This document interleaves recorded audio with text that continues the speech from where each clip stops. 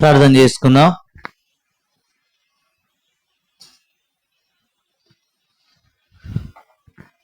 మమ్మల్ని ఎంతగానో ప్రేమిస్తున్నాం మిక్కిలి ప్రియ పరలోకపు తండ్రి, మరి ఒక పర్యాయం స్తోత్రమయ్యా. గడిచిన వారం అంతా మీ దక్షిణ హస్త సహాయత ద్వారా మీరు నన్ను మమ్మల్ని జ్ఞాపకం చేసుకొని దేవా కాచి కాపాడుతూ కీడు మరణం అపాయం నుంచి తప్పించి దేవా అయోగ్య మానవులమైన నా ద్వారా మా ద్వారా యెషయా గ్రంథం 43:7 రాయించబడినట్లు నా మహిమ నిమిత్తమైన ఆ ప్రజలను తీసుకొని రండి అని మీరు సెలవిచ్చినట్లు మీ సన్నిధానంలోనికి మీరు నన్ను మమ్మల్ని నడిపిస్తూ వచ్చారు. మీ నామం మహింపరచబడటం నిమిత్తమై అందుని బట్టి కృతజ్ఞతాస్తుతి చెల్లిస్తున్నాం. కరుణించుము తండ్రి. మీటింగ్ ఆది నుంచి అంతం వరకు మీరే అధ్యక్షత వహిస్తూ రావాల్సిందిగా ప్రార్థన చేస్తున్నాం. మాకు కాదు యెహోవా, మాకు కాదు, మీ కృపా సత్యమును బట్టి మీ నామమునకు మాత్రమే మహిమ ఘనత ప్రభావములు కలుగుటకు సహాయం చేయండి. దేవపాటలు పాడేవాడిని బలపరచము, వాయిద్యాలు వాయించేవాడిని బలపరచండి.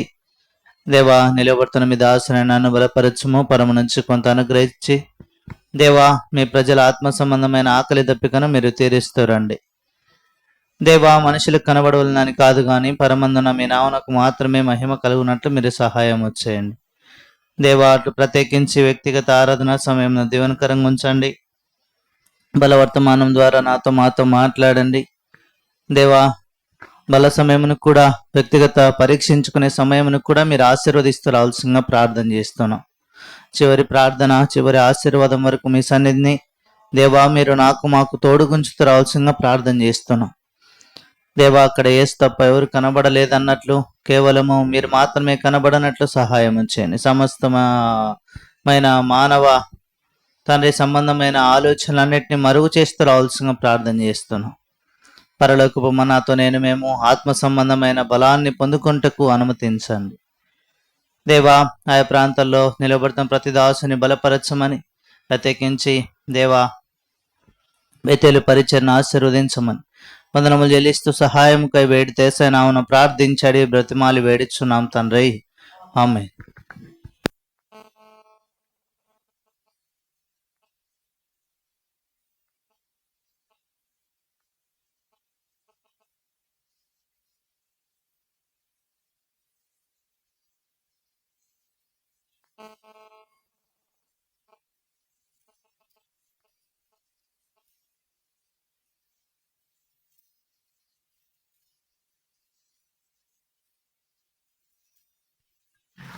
పాట సంఖ్య 10.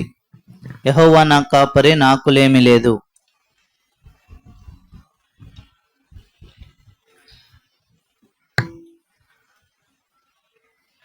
యెహోవా నా కాపరి, నాకులేమి లేదు. పచ్చిక గల చోట్ల మాచికతో నడుపున్. యెహోవా నా కాపరి, మరణపు చీకటిలో తిరుగుచుండినను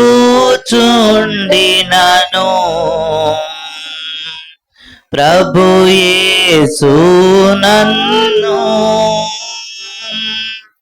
కరుణతో ఆదరించున్. మరణపు చీకటిలో తిరుగుచుండినను ప్రభు యేసు నన్ను కరుణతో ఆదరించు. యెహోవా నా కాపరి, నాకులేమి లేదు. పచ్చిక గల చోట్ల మాచికతో నడుపున్. పగవారి ఎదుట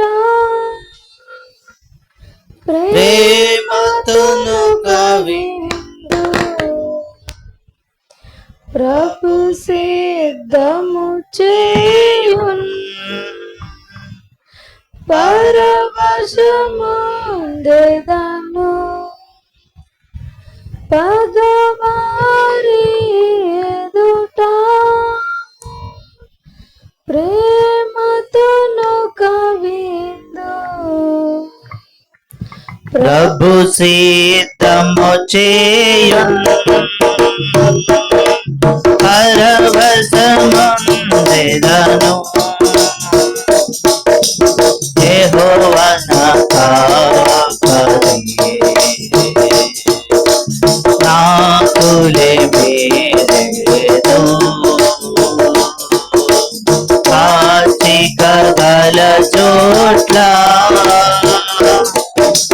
మాచికతో నడుపున్ యెహోవా నా కాపరి నూనెతో నా తలను అభిషేకము చేయున్ నా హృదయము నిండి ఓర్లుతున్నది నూనెతో నా తలను అభిషేకము చేయున్ నా హృదయము నిండి ఓర్లుతున్నది యెహోవా నా కాపరి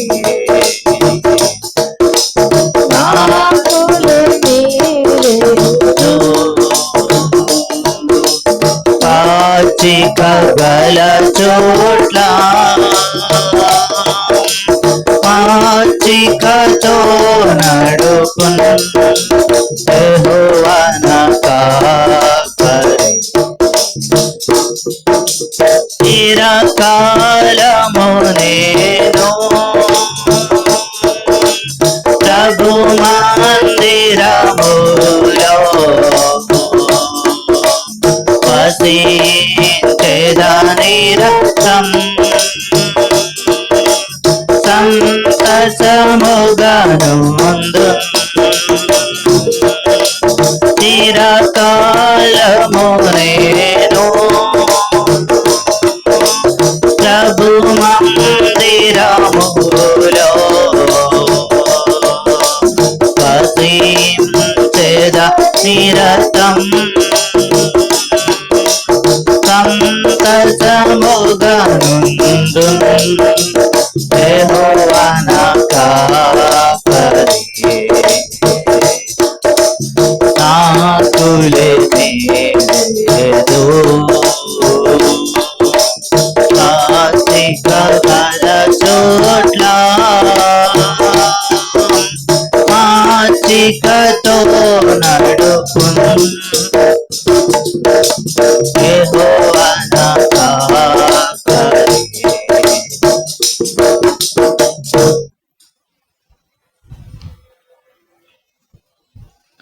పాట సంఖ్య 11.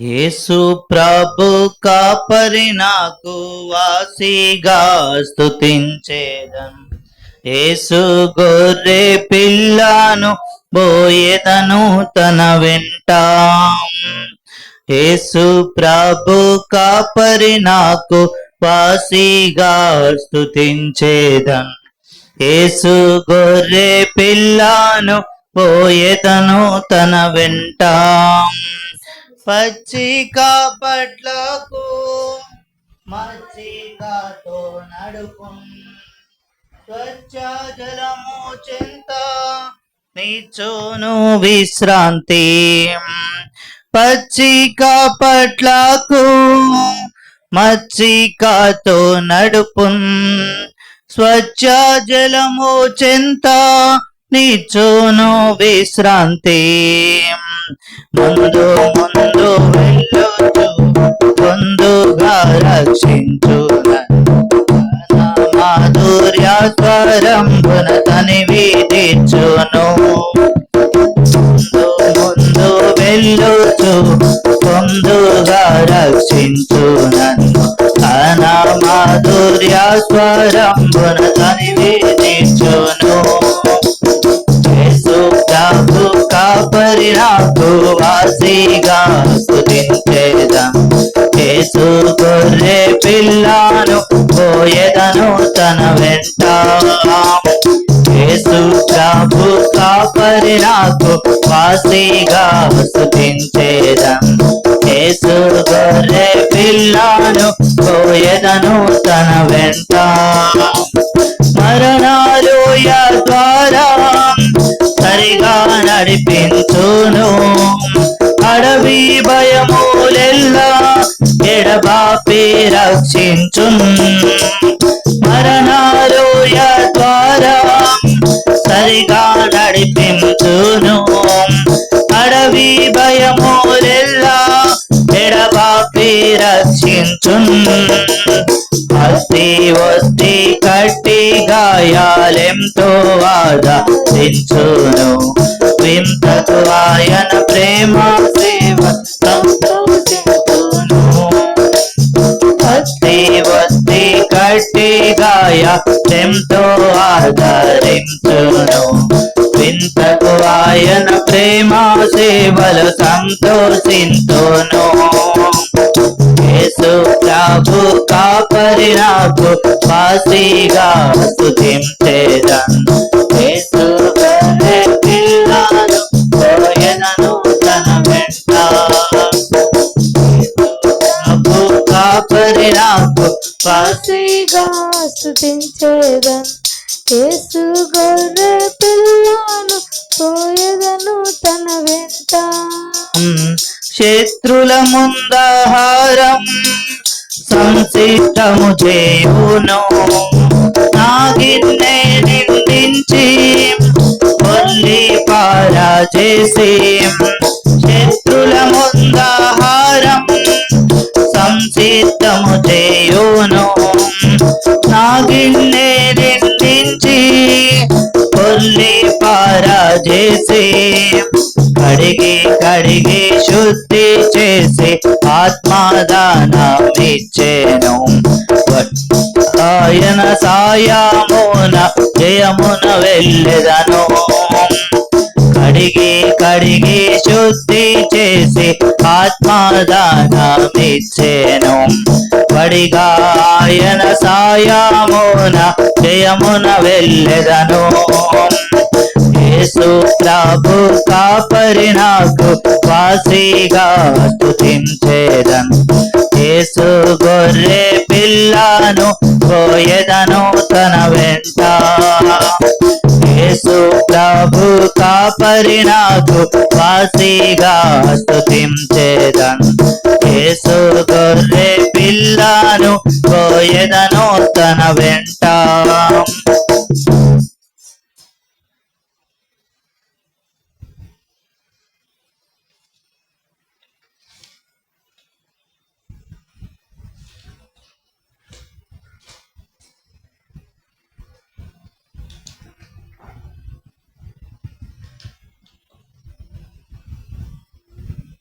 పాట సంఖ్య 23.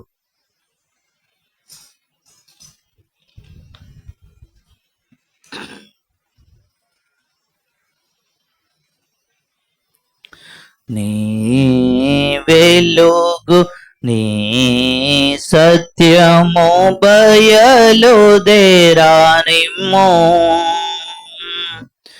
నీ వెలుగు నీ సత్యము బయలుదేరానిమ్ము.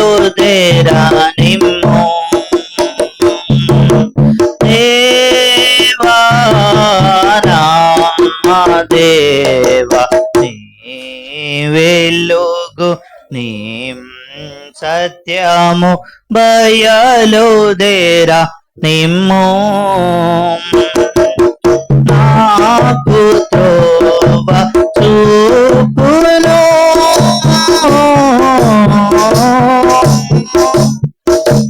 నాకు త్రోవ చూపును, స్థలముకు అది నీ నివాస స్థలముకు నన్ను తోడుకొని వచ్చును నన్ను తోడుకొని వచ్చును దేవా నా దేవా వెలుగు సత్యము అయలు దేరా నిమ్మో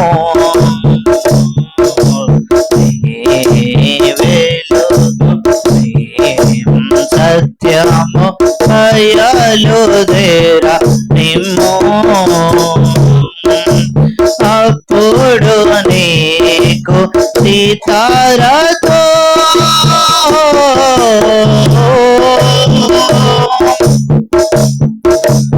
అప్పుడు నీకు సీతారతో స్తుతి గీతము చెల్లింతును స్తుతి గీతము చెల్లింతును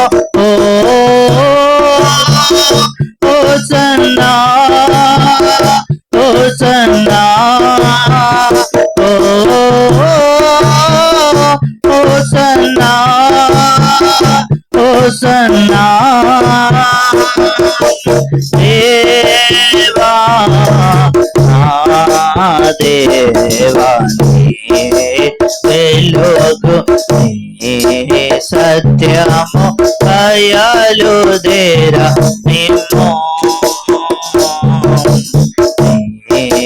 వెలుగు సత్యము అయలు దేరా నిమ్మో ఏలా కృంగి పోతివి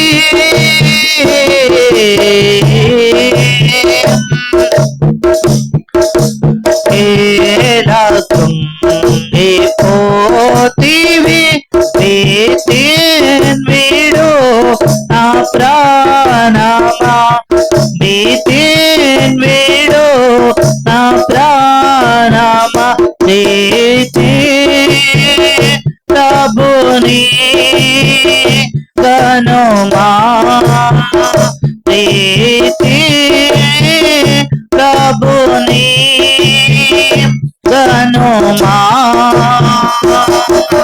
దేవా దేవాని వెలుగు సత్యము దయలు దేరా నిమ్మో వెలుగు సత్యము దయలు దేరా నిమ్మో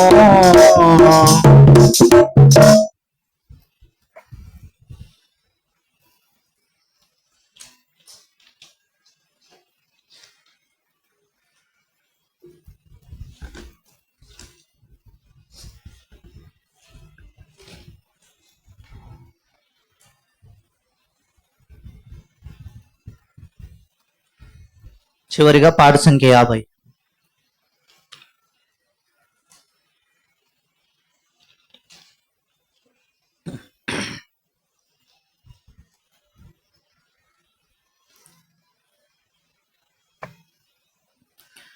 దేవా నా హృదయము నీయందు స్థిరమాయెన్ నే పాడుచు స్తుతింతున్ నాయాత్మగానము చేయున్ నే పాడుచు స్తుతింతున్ నాయాత్మగానము చేయున్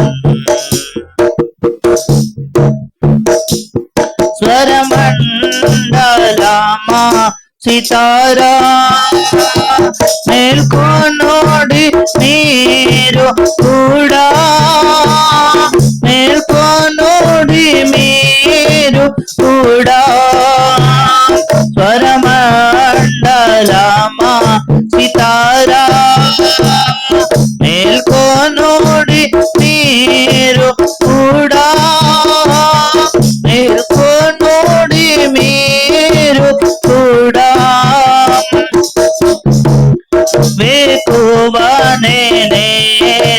లేచెదను వేకువనే నే లేచెదను స్తుతిగానము చేసెదను స్తుతిగానము చేసెదను స్తుతిగానము చేసెదను స్తుతిగానము చేసెదను దేవా నా హృదయము నీయందు స్థిరమాయెను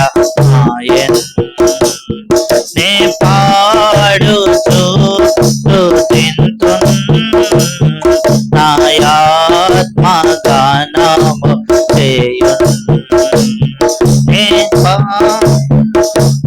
స్తుతింతున్ నా ఆత్మ గానము చేయున్ దేవాని జనముల మధ్య కృతజ్ఞత స్తుతులను కృతజ్ఞత స్తుతులను దేవాని జనముల మధ్య కృతజ్ఞత స్తుతులను కృతజ్ఞత స్తుతులను చెల్లించి ప్రజలలోనా చెల్లించి ప్రజలలోనా స్తుతిగానము చేసెదను స్తుతిగానము చేసెదను స్తుతిగానము చేసెదను స్తుతిగానము చేసెదను దేవా నా హృదయము నీయందు స్థిరమాయెను నే పాడుచు స్తుతింతున్ నా ఆత్మ గానము చేయున్ నే పాడుచు స్తుతింతున్ నా ఆత్మ గానము చేయున్ ఆకాశమున కంటే నీ కృపమహోన్నతమైనది కృపమహోన్నతమైనది ఆకాశమున కంటే నీ కృపమహోన్నతమైనది కృపమహోన్నతమైనది నీదు సత్యము మేఘముల కంటే నీదు సత్యము మేఘముల కంటే అత్యున్నతమైనది అత్యున్నతమైనది అత్యున్నతమైనది అత్యున్నతమైనది దేవా నా హృదయము నీయందు స్థిరమాయెను నే పాడుచు స్తుతింతున్ నా ఆత్మ గానము చేయున్ నే పాడుచు స్తుతింతున్ నా ఆత్మ గానము చేయున్ దేవా నీవాకాశము కంటే మహోన్నతుడవు కమ్ము మహోన్నతుడవు కమ్ము దేవా నీవాకాశము కంటే మహోన్నతుడవు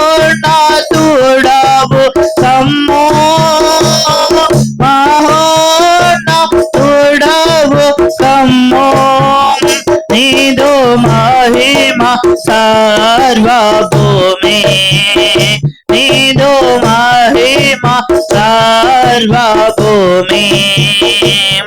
మీద వ్యాపించును కాక మీద వ్యాపించును కాక మీద వ్యాపించును గాక మీద వ్యాపించును గాక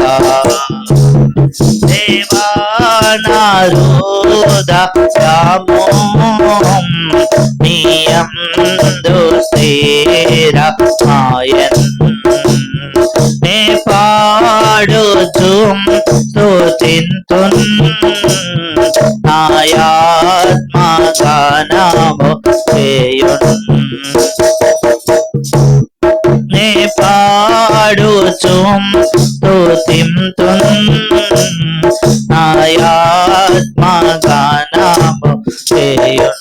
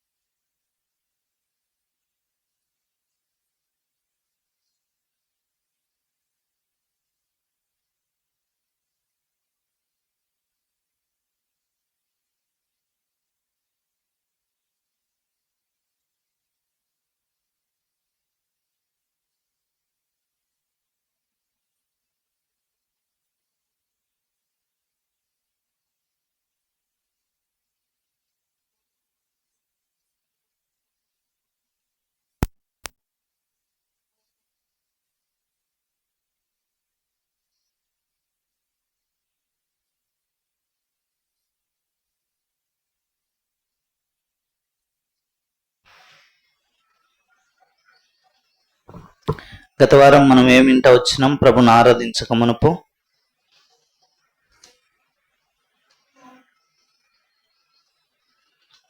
మార్గము గురించి వింట వచ్చినాం. ఏమున్నాయంటే ఆయన మార్గములో మొదటిగా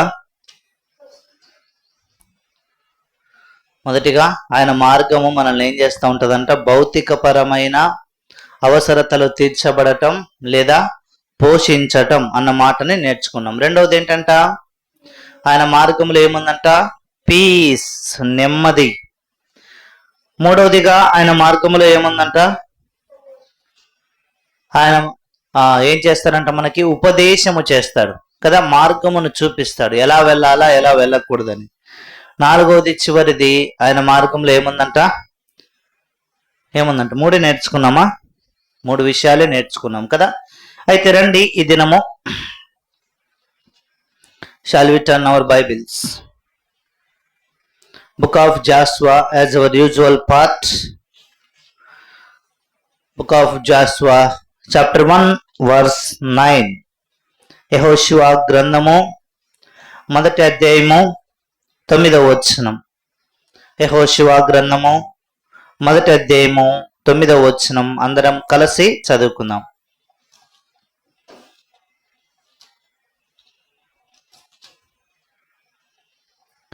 నేను నీకు ఆజ్ఞ ఇచ్చి ఉన్నాను కదా, నిబ్బరము కలిగి ధైర్యముగా నుండుము, దిగులు పడకుము, జడియకుము. నీవు నడుచు మార్గం అంతట్లో నీ దేవుడైన యెహోవా నీకు తోడై ఉండును. దేవుడు మనకు ఏమై ఉన్నాడంట? తోడై ఉన్నాడు. కాబట్టి ఇక్కడ మనము చూస్తే ప్రభువును కొంతమంది ఆరాధిస్తా ఉన్నారంట. ఏం చేస్తూ ఉన్నారు? ప్రభుని కొంతమంది ఆరాధిస్తా ఉన్నారు.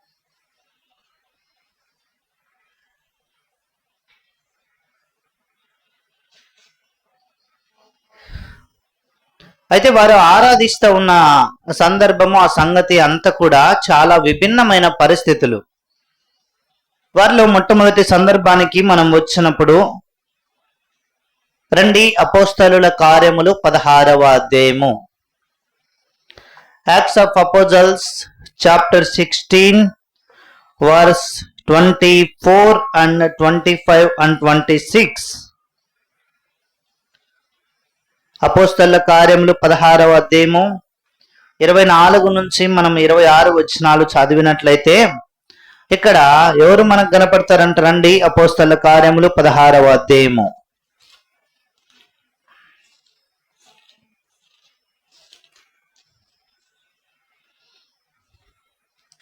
అతడు అట్టి ఆజ్ఞను పొంది వారిని లోపలి చెరసాలలోనికి త్రోసి వారి కాళ్లకు బొండ వేసి బిగించెను. అయితే మధ్యరాత్రి వేళ పౌలును సీలయు దేవునికి ప్రార్థించుచు కీర్తనలు పాడుచు నుండిరి, ఖైదీలు వినుచుండిరి. అప్పుడు అకస్మాత్తుగా మహాభూకంపము కలిగెను, చెరసాల పునాదులు అదరెను, వెంటనే తలుపులన్నీ తెరచుకునెను, అందరి బంధకములు ఊడెను. ఇక్కడ వీళ్ళు ఏం చేస్తూ ఉన్నారంట? ఈ 16వ అధ్యాయము 24, 25, 26 వచనాల్లో వీరు ప్రభును ఆరాధిస్తా ఉన్నారు. ఏం చేస్తున్నారంట? ప్రభును ఆరాధిస్తా ఉన్నారు. మనం ఆరాధిస్తామా దేవుణ్ణి? లేచిన వెంటనే దేవుణ్ణి ఆరాధిస్తామా, స్తుతిస్తామా, లేకపోతే ప్రార్థన చేస్తామా? ఏ గుంపు మనము? మనం ఎక్కువగా ప్రార్థనే చేస్తాం కదా, స్తుతి కూడా చెల్లించాం దేవునికి. అయితే వీరి జీవితంలో వీరు ఏం చేస్తూ ఉన్నారంట? ఆ ప్రభును మహిమపరచడానికి పొనుకుంటూ వచ్చినారు. ఆ ప్రభుని ఏం చేస్తూ ఉన్నారంట? వాళ్ళు ఆరాధిస్తూ ఉన్నారు. They are not praising God, they are not praying to God, but they are worshipping the God who is redeemed us. వారిని సంరక్షించిన, వారిని కాపాడిన, వారిని రక్షణ అనుభవంలోనికి నడిపించిన ఆ దేవుణ్ణి వారు ఏం చేస్తూ ఉన్నారంట? ఆరాధిస్తా ఉన్నారు. అయితే సందర్భం మనం చూస్తే పౌలు శీలలు ఎక్కడున్నారంట? ఈ సందర్భంలో చెరసాలలో వేయబడి ఉన్నారు. చాలా జాగ్రత్తగా గమనించాలా. మనం ఎక్కడున్నామంట? మనము మన ఇండ్లలో ఉన్నాం. మనము స్వతంత్రంగా దేవుని మందిరములో ఉన్నాం. మనము ఎటువంటి ఆటంకము లేకోకుండా దేవుని వాక్యము వినబోతా ఉన్నాం, వింటూ ఉన్నాం.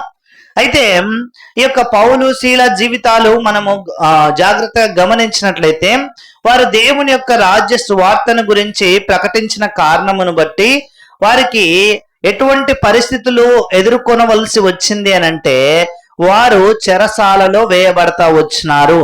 ఎవరంట వాళ్ళు? పౌలు, శీల. వీళ్ళిద్దరూ దేవుని యొక్క రాజ్యమును గురించి ప్రకటించినందుకు వారు అధికారులు ఏం చేస్తా వచ్చారంటే చెరసాలలో వారిని వేస్తా వచ్చినారు. అయితే మనము చూస్తే చెరసాలలో వేయబడిన తర్వాత సాధారణముగా మనకు వచ్చే అభిప్రాయం ఏంటంటే, అయ్యో నేను నా దేవుని గురించి చెప్పాను కదా, నేను నా దేవునికి మంచి చేశాను కదా, నేను ఆ పరలోక రాజ్యమునకు అనేకులను సంపాదించే ప్రయత్నం చేశాను కదా, అయ్యో నేను చాలా మటుకు ఆ దేవుని కార్యమే కదా చేసింది, అనేకులకు రక్షణ లేని వారికి రక్షణ సువార్తను కదా ప్రకటించింది, అనేకులు పాపము నుంచి విడుదల పొందుకోవడం ఎలా అన్న ఒక మార్గమును కదా నేను పరిచయం చేసింది అని అనుకుని వాళ్ళు బాధపడలా. వాళ్ళు ఎలా ఉన్నారంట? వాళ్ళు చెరసాలలో వేయబడినారు. అంతకంటే ముందు వారు ఏం చేయబడతా వచ్చినారంట? కొట్టబడతా వచ్చినారు. చాలా జాగ్రత్తగా గమనించాలా. మనల్ని ఎవరైనా ఒక్క మాట అంటేనే మనకు పాపం దుఃఖం పొంగుకొస్తూ ఉంటది. ఒక రోజు ఉంటుందో, 2 రోజులు ఉంటుందో, హృదయం అంత భారమే. అయితే పౌలు శీల జీవితములో చూస్తే వారిని కొట్టినప్పటికీ వారు ఎట్లున్నారంట? దేవుని విషయమై సంతోషముతో నింపబడతా వచ్చారంట. ఆ సమయంలో వారు చేస్తా ఉన్న ఆరాధన చాలా జాగ్రత్తగా గమనించాలా.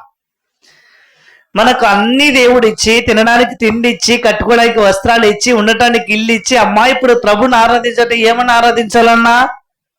ఏమని ఆరాధించాలా? పిల్లలే లేరు నాకు కదా. పిల్లలు ఇచ్చిన తర్వాత వారికి పెళ్ళే కాల, వారికి పెళ్ళి అయిన తర్వాత తిరిగి వాళ్ళకి పిల్లలే లేరు. ఇదేనా?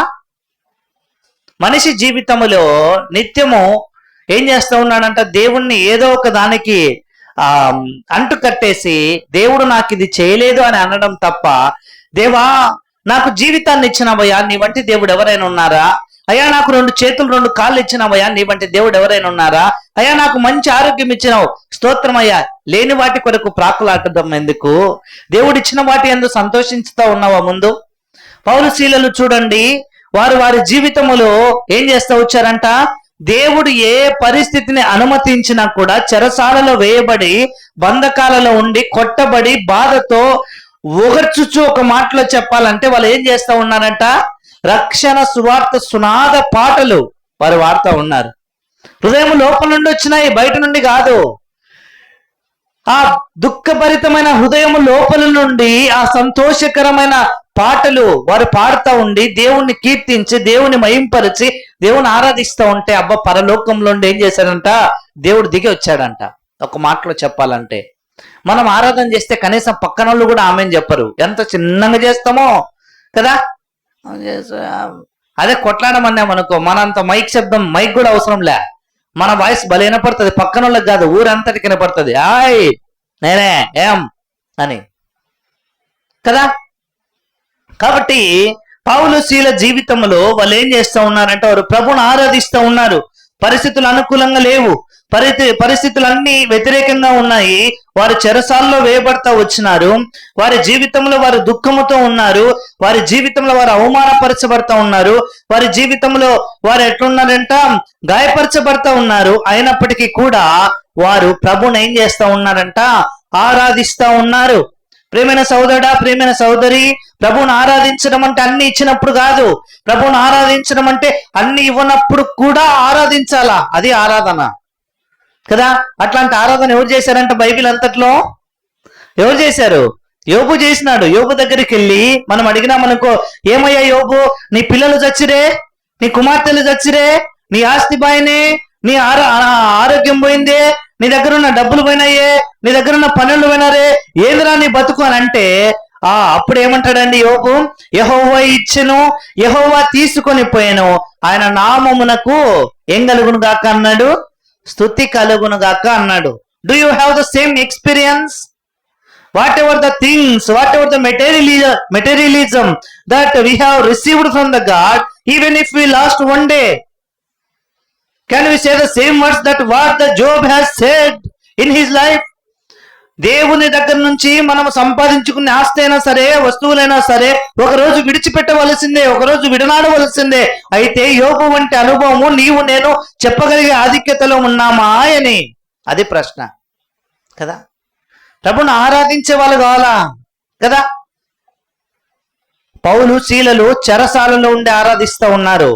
ఇంకో మాటలో చెప్పాలంటే వారి హృదయం లోపల నుండి వస్తూ ఉన్నది ఆరాధన, బయట నుంచి వచ్చే ఆరాధన కాదు అది. మనమైతే ఏం చేస్తాం, దేవా పాపినయ్యా, నా కోసం నువ్వు వచ్చావు, నా కోసం నువ్వు జన్మించావు, నా కోసం నువ్వు మరణించావు, నీవు కాచిన అమూల్యమైన కలవరి శిలువ రక్తంతో నన్ను పరిశుద్ధినిగా చేశావు, నీ వంటి దేవుడు ఎవరు లేరు. ఒక్క మాట, అది పెదవుల నుండి వచ్చే మాట. కానీ పౌలు శీలల జీవితంలో ఎక్కడి నుండి వస్తూ ఉందంట, హృదయం లోపల నుండి వస్తూ ఉన్న ఆరాధన. మనం చేస్తున్నామా? ఈ ఆరాధన అనుభవం మనకుందా? ఎప్పుడేం చేసినామా ఇట్లాంటి? కాబట్టి పౌలు శీలలు ఏం చేస్తూ ఉన్నారంట, అననుకూల పరిస్థితుల్లో ప్రభుని ఆరాధించడం నేర్చుకుంటూ వచ్చారు. మనం కూడా ప్రభుని ఆరాధిస్తూ ఉన్నప్పుడు, దేవా అన్ని ఇచ్చినప్పుడే కాదు, ఏమి ఇవ్వనప్పుడు కూడా నిన్ను ఎట్లా ఆరాధించాలనో పౌలు శీలలాగా నీవు నాకు నేర్పిస్తా వచ్చిన దేవుడవయ్యా అని ఏం చేయాలి, ప్రభుని ఆరాధించాలి. రెండవ అనుభవంలోనికి వెళ్దాం. Shall we turn for the second experience? Luke gospel chapter 7, లూకాసు వార్త 7వ అధ్యాయము 36 నుంచి చూస్తే అక్కడ ఒక స్త్రీ మనకు కనపడుతుంది. ఎవరంట ఆమె? పాపాత్మురాలైన స్త్రీ, అత్తరు పట్టుకొని వచ్చిన స్త్రీ కదా. ఆమె పేరు ఏం పేరంట? అద్దాలు ఏం పట్టుకొని వచ్చిందంట ఆమె? అత్తరు బుడ్డి తీసుకొని వచ్చింది. అయితే ఆమె తన జీవితంలో ఏం చేస్తూ ఉందంట, ఆమె పాపముతో ఉంది, ఆమె అందరి చేత అవమానపరచబడతా ఉంది, ఆమె అందరి ఏం చేస్తూ ఉందంట, అందరూ ఆమెను అంటూ ఉన్నారు. కానీ ఆమె జీవితంలో మాత్రం ఆమె ఎవరిని ప్రేమిస్తూ ఉందంట? యేసుక్రీస్తు ప్రభువుని ప్రేమించి తన దగ్గర ఉన్న విలువైన దానిని ఎవరికి ఇచ్చిందంట? ప్రభువుకి ఇచ్చింది. ఆమె జీవితంలో ఆమె ఆరాధన ఎలాగుందంటే, నా జీవితంలో విలువైనది ఏదైనా ఉందంటే అది నీకేనయ్యా. అదే ఆమె ఆరాధిస్తూ వచ్చిన తీరు. పౌలు శీలల జీవితంలోకి వస్తే కష్టాలు వచ్చినా, శ్రమలు వచ్చినా, నిందలు వచ్చినా, అవమానాలు వచ్చినా, మరణం వచ్చినా మేము మాత్రం నిన్ను ఆరాధించడం ఆపము అని అన్నారు కదా. అది వారి జీవితంలో వారి ఆరాధన. రెండవ ఆరాధన ఏంటంటే ఆమె విలువైనది నా జీవితంలో ఏదైతే ఉందో అది నీ కోసం నేను అర్పిస్తానయ్యా. అది రెండవదిగా మనం చూస్తూ వచ్చిన రెండో వ్యక్తి ఆరాధన. ఆమె జీవితంలో చూస్తే ఎవరు కూడా ఆమెతో మాట్లాడడానికి కూడా ఇష్టపడలే. లూకాసు వార్త 7వ అధ్యాయంలో కదా. ఎవరైనా ఇష్టపడినారా? ఎవరు ఇష్టపడలే. అందరు అనుకున్నారు, ఏమనుకున్నారు? ఎందుకు వచ్చింది ఈమె పాపాత్మురాలు కదా, ఈమె ఇక్కడికి రావటం ఏంటి, ఈమె సాధారణంగా ఇక్కడికి రాకూడదు కదా అని అనుకుంటూ వచ్చినారు. అయితే ఆమె వచ్చింది, మౌనంగా ఉంది, ఏం మాట్లాడలేదు. అయితే ఆమె చేస్తూ వచ్చిన పని ఏంటంటే ఆమె ఏడ్చింది ప్రభు దగ్గరికి వచ్చి కదా. ఒక దైవజనుడు అన్నాడు, అయ్యా బైబిల్లో ఎటువంటి ప్రార్థనకైనా జవాబు రాకపోవచ్చు, కానీ అయితే కన్నీటితో చేస్తా వచ్చిన ప్రార్థనకి దేవుడు ఏమి ఇస్తాడంట? జవాబు ఇస్తాడంట. మనం దేని కొరకైనా చేయండి, ఆ ప్రార్థనలో యథార్థత ఉంటే కన్నీటితో చేస్తా వచ్చిన ప్రార్థనకు దేవుడు ఏం చేస్తాడు? జవాబు ఇస్తాడు, ఖచ్చితంగా ఇస్తాడు కదా. ఎందుకు ఇస్తాడు? మనం ఎప్పుడు కన్నీరు గారుస్తాం? ఎప్పుడు కన్నీరు గారుస్తాం? మన హృదయం అంతా భారంతో నింపబడినప్పుడు మాత్రమే కన్నీరు గారుస్తాం. ఊరికే గారుస్తామా? దావీదు జీవితంలో దావీదు ఏడ్చినాడంట. 1 సమూయేలు గ్రంథం 30వ అధ్యాయంలో ఏడ్చినాడు. దావీదు ఆయన ఒక బలాఢ్యుడు, దావీదు ఒక సైన్యాధిపతి, దావీదు శత్రువులను సులభముగా చంపగలిగే బల పరాక్రమం కలిగిన వాడే ఒక దినం ఒక సమయం వచ్చినప్పుడు ఏడుస్తూ వచ్చినాడు. ఆ ఏడ్చినప్పుడు మనం చూస్తే దావీదు ప్రార్థన దేవుడు వింటా వచ్చినాడు కదా. దావీదు ప్రార్థన దేవుడు వింటా వచ్చినాడు. కాబట్టి మనము చూస్తే రెండవదిగా ఈమె చేస్తూ వచ్చిన ఆరాధన. మొట్టమొదటి ఆరాధన ఏమో అననుకూల పరిస్థితుల మధ్య ప్రభువుని ఎట్లా ఆరాధించాలనేది ఈ యొక్క పౌలు శీల అనుభవం వారి ద్వారా దేవుడు మనకు నేర్పించడానికి ఇష్టపడుతూ ఉన్నాడు. రెండవదిగా స్త్రీ చూస్తే ఎలా ప్రభువుని ఆరాధించిందంటే ఆమెకున్న విలువైన తీసుకుని వచ్చి ఎవరికి ఇచ్చిందంట? ప్రభుకి ఇచ్చి ఆమె ఏం చేస్తా ఉందంట? ప్రభువుని ఆరాధిస్తూ ఉంది. మరి మనం ఎట్లా ఆరాధిస్తున్నాం? మనము పౌలు శీలలాగా ఉన్నామా? లేదంటే మనకు విలువైనది ఏదైతే ఉందో అది ప్రభువుకు తీసుకొని వచ్చి అది ప్రభుకి ఇచ్చే ఆరాధించే ఆ యొక్క అత్తరుబుడ్డి తీసుకొని వచ్చిన ఆ స్త్రీలాగా మనం ఉన్నామా? ఇద్దరు రెండు రకాల ఆరాధనలు చూసాం, అంతే కదా. రండి ఇంకా ముందుకెళ్తే రండి. మార్కు సువార్త 12వ అధ్యాయము. Gospel Mark chapter 12 verse 41 to 44, 41 నుంచి 44 వచనాలు. మార్కు సువార్త 12వ అధ్యాయము 41 నుంచి 44 వచనాలు. ఇక్కడ చూస్తే యేసుక్రీస్తు ప్రభువారు ఏం చేస్తూ ఉన్నారంట? ఇక్కడ ఆయన ఒక ఆఫరింగ్ బాక్స్ దగ్గర, కానుక పెట్టె దగ్గర కూర్చొని ఉన్నాడంట. కూర్చొని ఉంటే ఒక్కొక్కరు ఏం చేస్తూ వచ్చినారంట? వాళ్ళకున్న దానిలో నుంచి ఇచ్చినాడంట. అంటే ఒక వ్యక్తి 10,000 సంపాదిస్తే ఏదో ఒక 1,000 రూపాయలు, 2,000, 3,000 లేదా 4,000, 5,000 దేవునికి ఇచ్చినారు. అయితే ఒక బీద విధవరాలు వచ్చిందంట. ఆమె ఎన్ని కాసులు వేసిందంట? చదవండి ఆ మాట.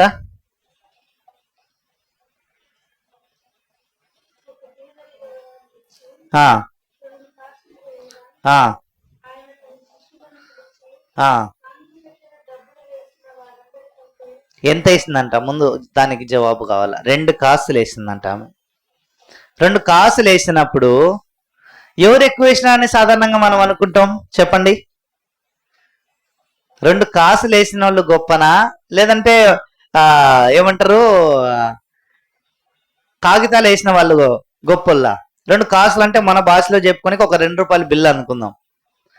ఒక 2 రూపాయల బిల్లు వేసినోడు విలువైనోడా, లేదంటే 10 రూపాయలు, 20 రూపాయలు, 100 రూపాయలు వేసినోడు విలువైనోడా? మన దృష్టిలో ఎవరు ఎక్కువ వేస్తే వాళ్ళే అన్న విలువైన వాళ్ళు అని అనుకుంటాం. కానీ ప్రభు ఎట్లా చూస్తున్నాడంట? ఆమె తనకు కలిగి ఉన్నది అంతా తీసుకొని వచ్చి ఎక్కడేసిందంట? ఎక్కడేసింది?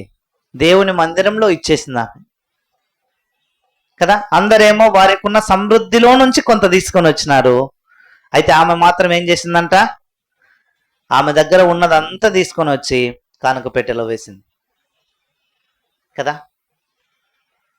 కాబట్టి మూడవదిగా ఎటువంటి ఆరాధన అంటే మనకున్నదంతా మనము దేవుని కొరకు వాడాల. అది ఆరాధన అంటే. చాలాసార్లు మనం ఏమనుకుంటామంటే అదేదైనా సరే, బలమైనా కానివ్వండి, మనకున్న జ్ఞానమైనా కానివ్వండి, లేదంటే మనకున్న ఆస్తి అయినా కానివ్వండి, ఏదైనా సరే మనకి ఏదైతే ఉన్నదో అదంతా తీసుకొని వచ్చి ఎవరి కోసం వాడాలంట? దేవుని కోసం వాడాలి, దేవుని పని కోసం వాడాలి కదా. చాలా మంది ఏమనుకుంటారంటే, అయ్యో నా దగ్గర ఆస్తులు ఏం లేవన్నా, నేను ప్రతి నెల అందరి లెక్క నేను దేవునికి ఏమి ఇవ్వలేకపోతున్నా. ఏమి ఇవ్వాల్సిన పనిలా నువ్వున్నావు. నువ్వు ప్రభు పని కోసం వాడబడితే చాలా, అంతే. ఆయన ఎప్పుడు నీ ఆస్తి కోరుకోడు. అర్థమైందండి? ప్రభు ఎప్పుడు ఆస్తి కోరుకోడు. చాలా మంది ఏమనుకుంటారంటే అపోహపడతారు, అయ్యో దేవుడు ఆస్తి కోరుకుంటాడు, దేవుని మందిరానికి పోతే మేము ఇంత డబ్బులు ఇవ్వాలా అని కదా. దేవుడు ఎప్పుడు అట్లా కోరుకోడు. దేవుడు ఏం కోరుకుంటాడంట? ఆయన అన్నాడు, దావీదు అంట వచ్చినాడు, అయ్యా ఆకాశము నీదే, ఓకేనా, భూమి మీద ఉన్న జంతువులన్నీ నీవే, నీకు ఏమి ఇవ్వాలయ్యా నేను అని అన్నాడు ఆయన. అంటే ఇచ్చేదానికి మనసు లేదని కాదు దాని అర్థం. దావీదు దేవునికి హృదయానుసారుడైన మనుష్యుడు. అయితే దావీదు ఏమంటున్నాడు? అయ్యా ఏమి ఇవ్వాలా నీకు చెప్పండి, పైనున్నవి నీవే, కిందున్నవి నీవే, అలాగే సముద్రంలో ఉన్నవి ఇవన్నీ నువ్వే కలగజేసినావు, ఇవన్నీ నీవే. అయితే మరి ఏమి ఇవ్వాలా, ఏమి ఇవ్వడం ద్వారా నేను నిన్ను సంతోషపరుస్తాను అని చివరికి ఏమన్నాడు? మా దగ్గర ఉన్నవి పెదవులే అన్నాడు కదా. ఇదే పెదవులతో మనం ఏం చేస్తున్నాం? ఈ దినము ప్రభుని ఆరాధిస్తా ఉన్నాం. కాబట్టి మొదటిగా చూస్తేనేమో పౌలు శీలలు అననుకూల పరిస్థితులు ఉన్నప్పటికీ కూడా ప్రభుని ఆరాధిస్తా ఉన్నారు. మనం కూడా ప్రభుని ఆరాధిస్తూ ఉన్నప్పుడు ఏమని జ్ఞాపకం చేసుకోవాలంటే, దేవా పరిస్థితులు అననుకూలంగా ఉన్నా కూడా మిమ్మల్ని ఆరాధించడం పౌలు శీలల ద్వారా మీరు నాకు నేర్పిస్తా వచ్చిన దేవుడవయ్యా. అన్ని ఇచ్చినప్పుడే నువ్వు దేవుడవు కాదు. ఏమి ఇవ్వకపోయినా, నా జీవితంలో కొరత ఉన్నా లేమి ఉన్నా నీవు దేవుడవే అని నిన్ను ఆరాధించే అనుభవంలోనికి నన్ను నడిపించినావయ్యా అని ఏం చేయాలా? మొట్టమొదటిగా ఆరాధించాలా. రెండోదిగా చూస్తే, దేవా నా జీవితంలో ఏదైతే విలువైనది ఉందో ఆ విలువైనది నీకిచ్చి నిన్ను ఆరాధించడం నాకు నేర్పిస్తా వచ్చినవయ్యా. మూడోదిగా చూస్తే, నాకున్నదంతా నీకిచ్చి ఏం చేయాలంట? నిన్ను ఆరాధించడం నేర్పిస్తా వచ్చిన దేవుడవయ్యా. ఇది మూడో అనుభవం. రండి 4వ అనుభవంలోనికి వెళ్దాం. 4వ అనుభవం అబ్రహాము జీవితంలో ఆదికాండం 22వ అధ్యాయము. ఆదికాండము 22వ అధ్యాయము. ఇక్కడ చూస్తే అబ్రహాము తన జీవితంలో ఏం చేస్తా ఉన్నాడంట? ప్రభు అన్నాడు, ఏమన్నాడు? అయ్యా అబ్రహామా, నీవు ప్రేమించు, నీకు ఒక్కడైన నీ కుమార్ని అనగా నీవు ప్రేమించు ఇస్సాకును నాకేం చేయాలంట? బలిగా అర్పించు అని అన్నాడు. ఎవరిని అర్పించాలంట? బాబు ఏం చేస్తాను, ఇంటికాడ అన్నం పెట్టలేదా మీ మమ్మీ, దాన్ని తింటా ఉన్నావు. అబ్రహాము ఎవరిని అర్పించమన్నాడంట? దేవుడు అబ్రహాముతో ఏం కావాలన్నాడు? నాకు బలి కావాలన్నాడు. ఎవరంట ఆ బలి? నీ కొడుకునే నాకు బలిగా అర్పించాలా అని అన్నాడు. మనం అర్పిస్తామా? ఒకవేళ దేవుడు రాత్రి కలలేకి వచ్చి మనతో అన్నాడు, కొనేమంటూ, అన్నా రాత్రి దయ్యం వచ్చిందన్నా, దయ్యం వచ్చి నా కొడుకుని అడిగిందన్నారు, సంపమైందన్నా అని అంటాం. కానీ అబ్రహాము జీవితంలో అబ్రహాం ఎంత చక్కగా తీర్మానం, దేవుడు చెప్పిన మాటకి ముందు విధేయత చూపించి, ఎంత కష్టమైన పరిస్థితి ఒకసారి ఊహించండి. 100 సంవత్సరాలు అబ్రహాము జీవితంలో కుమారులు లేరు. 100 సంవత్సరాలు అబ్రహాము జీవితంలో సంతోషము లేదు. 100 సంవత్సరాలు అబ్రహాము జీవితంలో తండ్రి కుమారుల ప్రేమ ఎట్లా ఉంటుందో తెలీదు. మరి మీరు అనుకోవచ్చు, అన్నా ముందున్నాడు కదా ఇస్మాయిల్ ఎన్ని రోజులు ఉన్నాడండి? ఇస్మాయిలు సున్నతి చేయబడినంత కాలం వరకే అబ్రహాముతో కలిసి ఉన్నది, తర్వాత లేడు. అయితే ఎవరున్నారంట? ఇస్సాకు ఉన్నాడు అబ్రహాముతో కదా. అబ్రహాము దగ్గరే ఇస్సాకు పెరిగి పెద్దవాడైపోతా వచ్చినాడు. కాబట్టి మనము చూస్తే ఒక్కసారిగా ఉన్న సంతోషం అంతా, ఒక్కసారిగా ఉన్న ప్రేమ అంతా, ఒక్కసారిగా తనతో గడిపిన ప్రతి క్షణము తనని గాయపరుస్తూ ఉంటే అప్పుడు ప్రభు చెప్పిన మాటకి విధేయతను చూపించడానికి ఎంతమందికి సాధ్యమవుతుంది? ఆ ప్రభును విడిచిపెట్టి పోవడం నెంబర్ 1 ఫస్ట్ ఆప్షన్. నెంబర్ 2 అనొచ్చు, దేవా నేను ఇవ్వలేనని ముఖాన్ని చెప్పేయచ్చు. నెంబర్ 3 ఆ రెండు ఎంచుకోకుండా మూడోదిగా అబ్రహాం ఏం ఎంచుకున్నాడంట? వెంటనే లోబడతా వచ్చినాడు. దేవా నీవెవరిని కోరుకుంటావచ్చు? నా కుమారుని కోరుకుంటావచ్చు. Yes, I'm willing to give my son to you. నేను నా కుమారుని నేను ప్రేమించు, నాకు ఒక్కడైన నా కుమారుడే అనగా ఇస్సాకును, నీవడిగిన ఇస్సాకునే నేనేం చేయబోతా ఉన్నాను, నీ కొరకు బలి అర్పించడానికి సిద్ధపడతా ఉన్నానయ్యా అని ఏం చేస్తా వచ్చాడంటే అబ్రహాము తాను వేకుజామునే లేచి ఇస్సాకును తీసుకొని మోరియా దేశంలో ప్రభు చూపించిన ఒక పర్వతమునకు వెళ్ళి ఏం చేస్తా ఉన్నాడంట, ఇప్పుడు అక్కడ అంతా సిద్ధపరచి ఇప్పుడు అక్కడ అబ్రహాము ఆ ఇస్సాకును ఏం చేస్తా ఉన్నాడంట, పడుకోబెడతా వచ్చాడంట బలిపీఠం మీద. అడగచ్చుగా, ఏంది డాడీ నన్ను పడబెడతా ఉన్నావు, ఏం చేస్తున్నావు నువ్వు? అడగలా. అబ్రహాము దేవునికి ఎంత విధేయతను చూపించాడో ఇస్సాకు అబ్రహాముకి అంతకంటే ఎక్కువ విధేయతను చూపించాడు కదా. ఈ దినాల్లో మనం అంటాం, అన్నా నీళ్ళు ఇమ్మంటే ఇరన్నా, అన్నం పెట్టమంటే ఎట్లా పెడతారో, నువ్వు దేవునికి విధేయత చూపిస్తే కదా. నువ్వు నేను దేవునికి లోబడితే మన తర్వాత తరం ఏం చేస్తుందంట, మనకు లోబడుతుంది. మనము విధేయతను చూపించలేదనుకో మన తరువాత తరం మనకు లోబడదు కదా. ప్రశ్నించుకోవాలా ముందు, ప్రభు నేను ఎంత మాత్రం లోబడుతున్నా నీకు, నువ్వు చెప్పిన మాట నేను వింటున్నానా, నువ్వు చెప్పిన పనికి నేను సిద్ధపడుతున్నానా అని ఏం చేయాలా, ముందు మనల్ని మనం ప్రశ్నించుకోవాలా. కాబట్టి 4వదిగా చూస్తే అబ్రహాము ఏం చేస్తా వచ్చాడంట, తనకు ఇష్టమైన తన ప్రాణాధారం ఒక మాటలో చెప్పాలంటే ఎవరు, ఇస్సాకు. అట్లాంటి వ్యక్తిని ఏం చేయడానికి ఇష్టపడతా ఉన్నాడు, దేవుని కొరకు విడిచిపెట్టడానికి ఇష్టపడతా ఉన్నాడు. 4వదిగా మనము చూస్తే ప్రభుని ఆరాధిస్తూ ఉన్నప్పుడు, దేవా నీ కొరకు నేను నా ప్రాణం ఇవ్వటానికి కదా సిద్ధపడే అంతలా నన్ను సిద్ధపరుస్తూ వచ్చావయ్యా. నువ్వు నన్ను ప్రేమించావు, నా కొరకు ప్రాణం ఇచ్చావు. అయితే నీ కొరకు నేను ఏదైనా సరే విడిచిపెట్టడం కోసమై నాకు నేర్పిస్తూ ఉన్నావయ్యా అని ఏం చేయాలా, 4వదిగా ప్రభుని ఆరాధించాలా. 5వది చివరిగా చూస్తే యేసుక్రీస్తు ప్రభు వారు సమస్త మానవాళి కొరకై ఆయన ఏం చేస్తా ఉన్నాడంట, లోబడతా ఉన్నాడు. ఆయన కూడా లోబడినాడు. ఆయన లోబడలేదా? ఆరాధన ఇంకా వ్యత్యాసంగా ఉంటుంది యేసుక్రీస్తు ప్రభు వారి ఆరాధన. ఎందుకు? ఇక్కడ చూస్తే మనము ఒక్క మానవుడు చనిపోతాడంటేనే అబ్రహాముకి ఎంతో బాధ కలిగింది. మరి యేసుక్రీస్తు ప్రభు వారు ఆయనకు ఎంత బాధ కలిగిండాలో, సమస్త మానవాళ్ళు చచ్చిపోతారు, వీరు పాపం చేశారు, పాపంతో ఉన్నారు కాబట్టి వీరి మరణం తథ్యం అని అనుకున్నప్పుడు ప్రభుకి ఎంత బాధ కలిగింటది, తండ్రి ఎంత బాధపడింటాడు. అందుకే ప్రియ కుమారుడైన యేసుక్రీస్తు ప్రభువాన్ని పంపించి పాపం మెరుగని ఆయన పరిశుద్ధమైన పరిశుద్ధము ఆయన మానవాళి నీ సిద్ధపరచడం కోసమై పాపమంతా ఆయన మోస్తా వచ్చినాడు పరిశుద్ధమైన దేవుడు. కాబట్టి 4 అనుభవాలు మనం నేర్చుకుంటూ వచ్చాం ప్రభుని ఆరాధిస్తూ ఉన్నప్పుడు. మొట్టమొదటిగా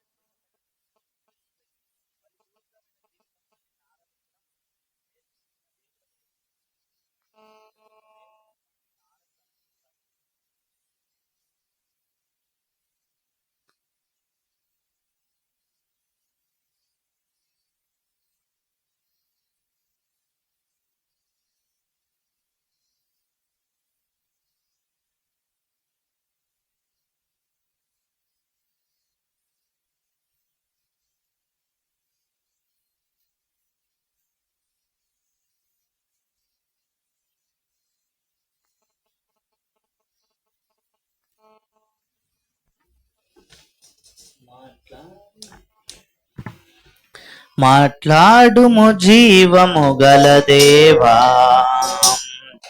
జీవనది ప్రవహింపజేయుమా.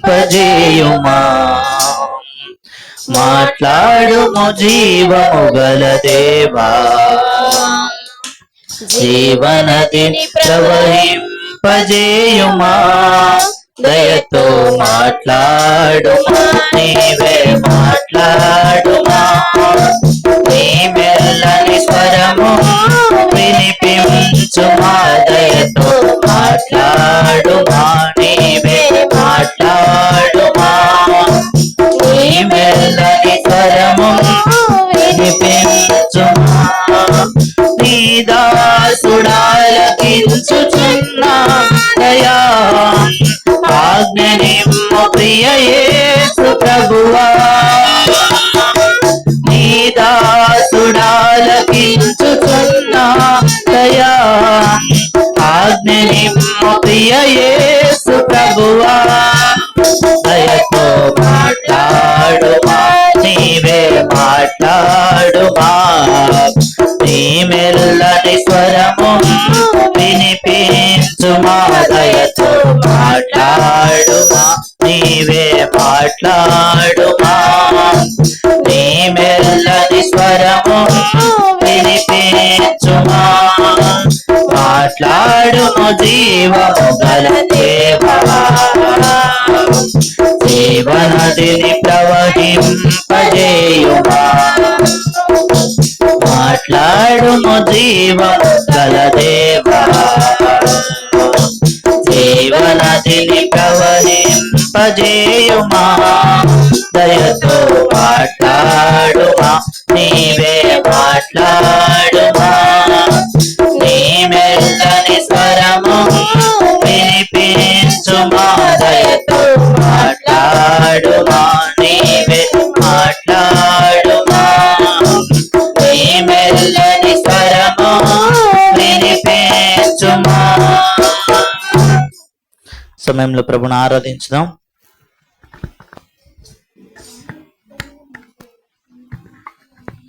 అది ఎప్పుడైతే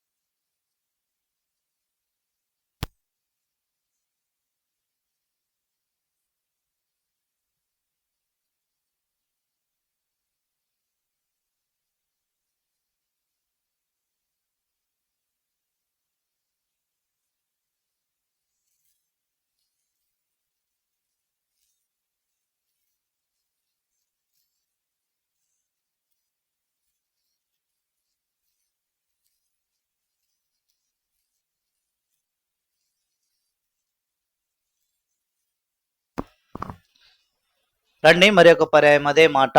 యెహోషువ గ్రంథము 1వ అధ్యాయము 9వ వచనం.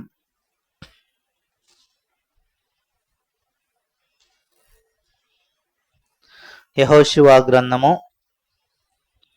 1వ అధ్యాయము 9వ వచనం. నేను నీకు ఆజ్ఞ ఇచ్చి ఉన్నాను కదా, నిబ్బరము కలిగి ధైర్యముగా నుండుము, దిగులు పడకుము, జడియకుము. నీవు నడచు మార్గం అంతటిలో నీ దేవుడైన యెహోవా నీకు తోడైయుండును.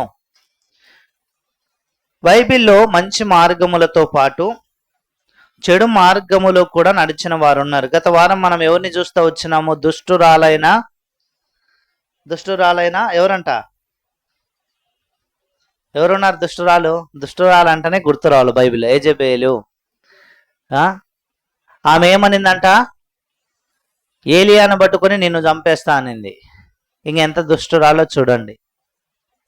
కాబట్టి మనము చూస్తే బైబిల్లో చెడ్డ మార్గములో వెళ్ళిన వారిలో మొట్టమొదటి స్త్రీ ఎవరైనా ఉన్నారా అనంటే అది ఆదికాండం 39వ అధ్యాయంలో రాయించబడిన స్త్రీయే. అక్కడ ఎవరున్నారంట? పోతీఫరు భార్య ఉన్నది కదా. పోతీఫరు భార్య యోసేపు ఏ పాపము కూడా చేయలేదు. అక్కడ యోసేపు ఎలా ఉన్నాడంట? నిర్దోషిగా ఉన్నాడు. యోసేపు తన యజమానునికి ఎంతో నమ్మకస్తుడుగా ఉన్నాడు. యోసేపు యవన ప్రాయములో ఉన్నాడు, అయితే పాపమును ప్రేమించలేదు కదా. ఏ స్త్రీని కూడా ప్రేమించలేదు ఆయన తన జీవితంలో యవన ప్రాయములు కదా. ఆయన తన శరీరమును పరిశుద్ధముగా కాపాడుకుంటూ వచ్చి వివాహము జరిగిన తరువాతే ఆయన ఏం చేస్తూ వచ్చాడు? సంసార జీవితాన్ని ఆరంభిస్తూ వచ్చాడు. అయితే ఈ పోతీఫరు భార్య యోసేపు మీద కన్ను వేసి ఈ పోతీఫరు భార్య ఏం చేస్తూ వచ్చిందంట? ఆయనను పాపములోనికి లాగటానికి చాలా ప్రయత్నిస్తూ వచ్చింది కదా. ఇక్కడ పోతీఫరు భార్యే మనకు కనపడాల్సిన పని లేదు కదా. కొన్నిసార్లు ఎలా ఉంటాయంటే పరిస్థితులు అవి మనల్ని పాపంలోనికి నడిపించడం కోసమై ఎన్నో రకాలుగా అవి మనకు తారసపడతా ఉంటాయి కదా. ప్రత్యేకించి అందుకే యవన ప్రాయములో మనుష్యుడు తొట్టిపడతాడు. యవన ప్రాయంలో మనుషుడు బలవంతుడిగా ఉంటాడు. అయితే ఆత్మ సంబంధమైన విషయానికి వచ్చినప్పుడు అప్పుడే రక్షింపబడి ఉంటాడు గనక ఆ తొందరపాటు వలన ఏమైపోతాడంట? పడిపోతాడు. కాబట్టి ప్రియమైన సోదరుడా, ప్రియమైన సోదరి, యవన ప్రాయము చాలా కీలకమైనది. ఎందుకు అనంటే మనం మన జీవితంలో ప్రభు కొరకు ఏదైనా సాధించాలి అని అంటే తీర్మానాలు అన్నవి ఎప్పుడు తీసుకోవాలంట? యవన ప్రాయములోనే కదా. కాబట్టి ఈ యొక్క పోతీఫరు భార్య ఏం చేస్తా వచ్చిందంట? పాపమును ప్రేరేపించి ఈ యొక్క యోసేపును ఏం చేస్తా ఉందంట? పాపములోనికి ఎలాగైనా సరే నేను లాగాలి అన్న ప్రయత్నం చేసి ఏం చేస్తా ఉంది? ఆయనను చెయ్యని తప్పుకు వీడు పాపము చేశాడు, వీడు నన్ను బలాత్కారం చేశాడు, వీడు నన్ను ఏం చేస్తా ఉన్నాడు? అవమానపరుస్తూ వచ్చినాడు అని చెప్పి అతన్ని ఏం చేస్తా వచ్చిందంట? చెరసాలలో వేయిస్తూ వచ్చింది కదా. దేవుని మందిరములో ఉన్న మనము, బలను సమీపించడానికి వచ్చిన మనము ఈ మార్గములు వెళతా ఉన్నట్లయితే పాపపు ఆలోచనలు, పాపపు క్రియలు, ఇటువంటి తలంపుల గుండా మనము వెళ్ళి మనం బలలో పాలు పొందామనుకో దేవుడు మనల్ని ఏం చేయడంట? అంగీకరించడు. నువ్వు మంచిగా పాటలు పాడచ్చు, దేవుని మందిరంలో వాక్యం చెప్పచ్చు, నీకు అద్భుతమైన వరాలు ఉండొచ్చు. అయితే పాపము చేస్తూ ప్రభు పని చేసిన, పాపము చేస్తూ ప్రభు పరిచర్య చేసిన విలువ ఏంటంట? దేవుని దృష్టిలో సున్నా కదా. కాబట్టి పోతీఫరు భార్య తన జీవితంలో సంపాదించుకున్నది ఏమీ లేదు కదా. తన వైఖరి ఏంటో తర్వాత తెలిసిండొచ్చు భర్తకి కదా. ఎంత దౌర్భాగ్యపు మార్గమును, దుష్ట మార్గమును, చెడ్డ మార్గమును ఆమె ఎన్నుకున్నదో కదా. ప్రేమైన సోదరుడా, ప్రేమైన సోదరి, మనం మన జీవితంలో ఏ మార్గంలో వెళ్తా ఉన్నాం? ఇట్లాంటి పాపపు మార్గాల్లో వెళ్తా ఉన్నావా? ఇతరులను చెరపాలా, ఇతరులను నా అందమును బట్టి, ఇతరులను నా బలమును బట్టి, ఇతరులను నా జ్ఞానమును బట్టి, ఇతరులను నాకున్న సంపదను బట్టి వారిని నేను ఆకర్షించాలా, వారితో పాపము చేయాలా అన్న తలంపును ఇదై ఉంటే ప్రభు చెప్తా ఉన్న మాట ఏంటంటే ఆ మార్గమును విడిచిపెట్టాలి. ఆ మార్గమును విడిచిపెడితేనే మనం ప్రభుకు చెందిన వారముగా ఉంటాం. లేదనుకో మనం నడిచే మార్గంలో దేవుడు ఉండడు. మనము నడిచే మార్గంలో పాపమే ఉంటది, మనము నడిచే మార్గంలో సాతానే ఉంటాడు కదా. కాబట్టి ఆ మార్గం నుంచి ఎప్పుడైతే మనం బయటకు వస్తామో అప్పుడు ఏం చేయబడతామంట, అప్పుడు మనము కూడా దేవునికి సంబంధించిన వారముగా ఉంటాం. కాబట్టి మొట్టమొదటి చెడు మార్గము ఎవరు వెళ్తా ఉన్నారంట, పోతీఫరు భార్య. రండి రెండవ వ్యక్తి.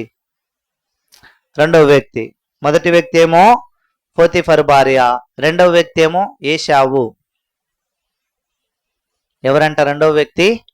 ఏశావు. ఏశావు ఏం పాపం చేశాడు అంటే, ఏశావు తన జీవితంలో ఎవరి కుమారుడంట? ఇస్సాకు యొక్క కుమారుడు. అబ్రహాము తర్వాత ఇస్సాకుకి ఎంతమంది కుమారులంట? 2 కుమారులు. ఇస్సాకు యొక్క మొదటి కుమారుని పేరు ఏం పేరంట? ఏశావు. రెండవ కుమారుని పేరు ఏం పేరంట? యాకోబు. కాబట్టి ఈ ఏశావు ఏం చేస్తా ఉన్నాడు, తన జీవితంలో తను అన్య స్త్రీలను వివాహం చేసుకుంటా వచ్చాడంట. ఏంటంట? అన్య స్త్రీలను.